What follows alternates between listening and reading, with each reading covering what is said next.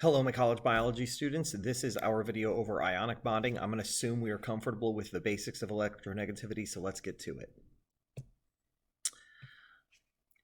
Ionic bonds occur when a high electronegative atom and a low electronegative atom are near each other. In this example, oxygen is our highly electronegative atom of life, and lithium is a metal with a low electronegativity. Well, as one could imagine, the high electronegative atom is really good at pulling electrons, and the low electronegative atom is bad at keeping them. So when an oxygen and a lithium are near each other, oxygen goes ahead and snags that electron. So this electron from lithium is going to come over and join oxygen's electron cloud, its valence, its outermost electron shell, and it's going to stay there. Lithium is too weak to get it back. So that's the first thing that happens in this bonding process. So now we're going to go to number 2, and I tried to zoom this in at a nice angle. I couldn't figure it out, and so I'll just let it be. Now, you might think, hey, oxygen's good at grabbing electrons, so maybe it's going to grab some of these other electrons from the lithium, and that actually doesn't happen.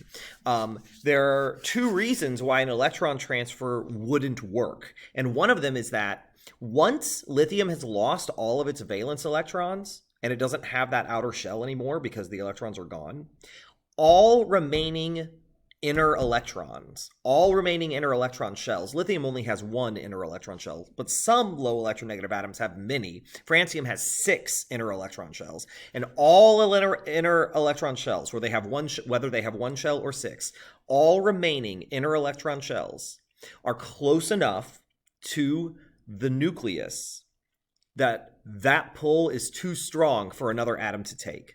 So the low electronegative atom will lose all of its valence electrons, but it will not lose any remaining inner electrons because they are too close to the low electronegative nucleus.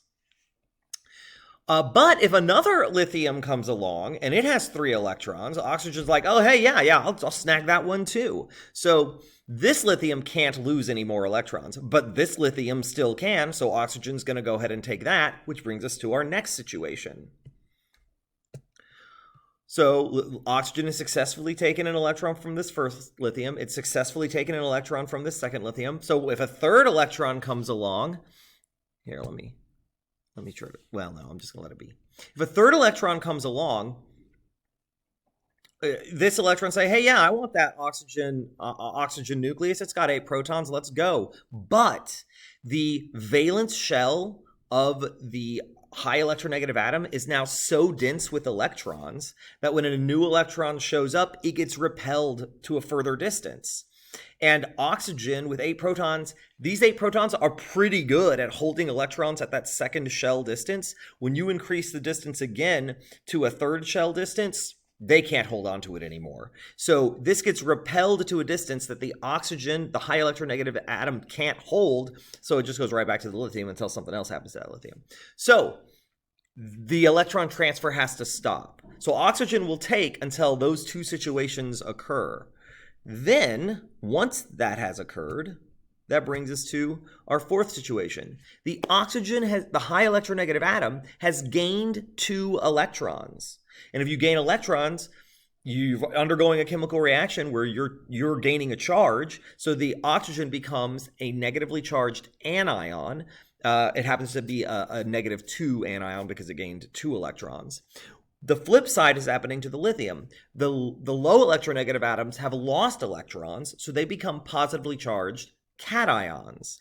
Well, it turns out oppositely charged ions attract, and that attraction is what creates the ionic bond. So now we have lithium 2 oxide because we've got 2 lithium ions and 1 oxygen ion, and they are all attracting together like magnets. So let's review.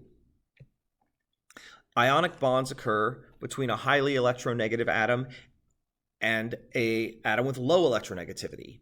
When the atoms are near each other, the high electronegative atom takes electrons from the low electronegative atom. The transfer of electrons ends under 2 conditions. 1, the low electronegative atom will lose all of its valence electrons, but all remaining inner electron shells are closer to the low electronegative nucleus, so they can't be taken. And the high electronegative atom's valence electrons will eventually repel new electrons to a distance that the high electronegative nucleus cannot hold. After the electron transfer, the highly electronegative atom, having gained electrons, becomes a negatively charged anion. The low electronegative atom, having lost electrons, becomes a positively charged cation, and then the oppositely charged ions attract, forming an ionic bond. I hope this helps. Struggle well.